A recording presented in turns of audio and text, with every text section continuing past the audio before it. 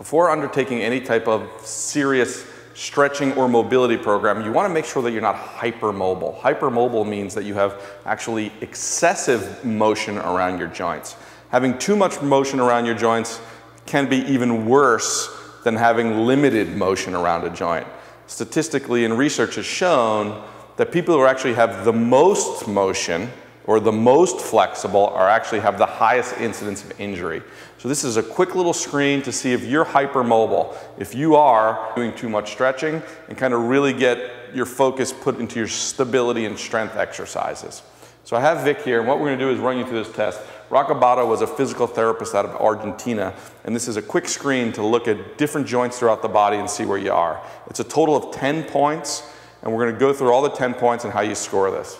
So the first test we're going to do is a thumb mobility test. And really we're looking at wrist and thumb joint. If you can see Vic here, he's a very mobile guy, and he's able to actually touch his thumb to his forearm. So if I were to show it, I can't do it. I can't take my thumb and actually touch my forearm to the inside. Vic, on the other hand, is able to do that. So if you can do it on your right hand and your left, that's 2 points. If you can only do it on one, that's 1 point of your 10. The next one we're going to do is pinky. So you can see that Vic is capable of bending his pinky to 90 degrees. Me, on the other hand, I come up a little bit short. Okay, so again, that's worth 2 points, right hand versus left hand. So I have thumb and thumb, 1, 2, pinky and pinky, 3, 4. So if you're getting to 90 degrees with the pinkies, that counts. If you can touch your thumbs to the forearms, that counts as well. Okay, so the next thing we're going to do is we're going to look at elbows. So in the elbow test, what I'm going to have Vic do is put his arms out to the sides. And we want to see if he has bowing of the arms. Many times you'll see people who have a lot of, like, the arm actually goes like this and arcs down. He's not too bad here. He's got a little bit here maybe. That side really not at all. So again, now we've had 4 points before, so this would be 5 and 6 if your elbows are actually bending backward. The next thing, let's turn to the side here, is going to be knees. Okay, so if I lock my knees straight back, again, I'm looking for a bowing or a motion that goes this way. Are my knees hyperextended behind me? Let's turn and show the other side. Okay, you can see he definitely has some hyperextension in the knees there. His knees are locked back. So before we've gone through, now we got pinkies, thumbs, pinkies, elbows, knees. We're up to 8 of our possible 10 points. The next thing we're going to do is a toe touch. But can you actually go like you're touching your toes with your legs totally straight and touch your palms to the floor?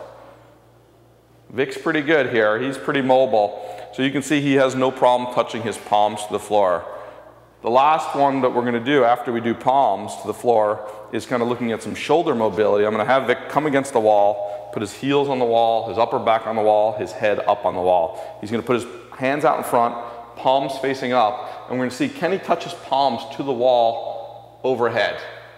So again, he basically can do it. So other than the one elbow here, if I was scoring Vic, he's basically a 9 out of 10 on the Racabado screen. He is hypermobile. So if I'm working with Vic, I'm going to say, Vic, you know what, we're not going to do any stretching type exercises, any mobility stuff. We're going to jump right past that, and we're going to go and we're going to focus our energy on stability and strength. The other end of that spectrum is if you're a 1, 2, or 3 in this, and you can't do any of this stuff, and you're really tight, and you have no mobility, certainly all the mobility exercises, soft tissue work, soft tissue mobilization, all the other things that we've laid out for you, you need to make sure you put a good amount of time working on those issues to clean that up so you can have a good golf swing.